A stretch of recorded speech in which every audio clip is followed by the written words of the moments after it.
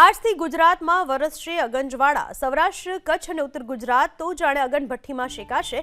હવામાન વિભાગના અનુસાર આજે અને આવતીકાલે કચ્છ જિલ્લામાં અંગ દઝાડતી ગરમી પડશે, તો રાજકોટ અને મોરબી જિલ્લામાં પણ કાળઝાળ ગરમી પડશે। કચ્છ જિલ્લામાં ગરમીના રેડ એલર્ટની આગાહી કરાઈ છે। હવામાન વિભાગના મતે આજે અને આવતીકાલે તાપમાનમાં 2 ડિગ્રીનો વધારો થશે। 40 થી 43 ડિગ્રી વચ્ચે તાપમાનનો પારો રહેશે। શનિવારે કચ્છનું કંડલા એરપોર્ટ રહ્યું સૌથી ગરમ।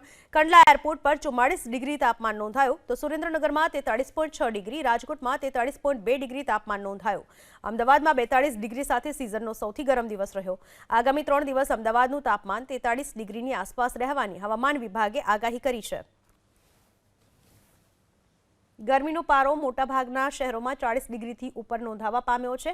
આજે પણ 6 જિલ્લાઓમાં યલો એલર્ટ આપવામાં આવ્યું છે। પોરબંદર, જૂનાગઢ, બનાસકાંઠા, મહેસાણા, સાબરકાંઠા અને પાટણમાં યલો એલર્ટ આપવામાં આવ્યું છે, તો કચ્છ જિલ્લામાં આજના દિવસ માટે રેડ એલર્ટ આપવામાં આવ્યું છે, તો અન્ય 2 જિલ્લાઓમાં ઓરેન્જ એલર્ટ આપવામાં આવ્યું છે। રાજકોટ અને મોરબી આ 2 જિલ્લાઓ એવા છે કે જ્યાં હવામાન વિભાગે ગરમીનું ઓરેન્જ એલર્ટ આપ્યું છે।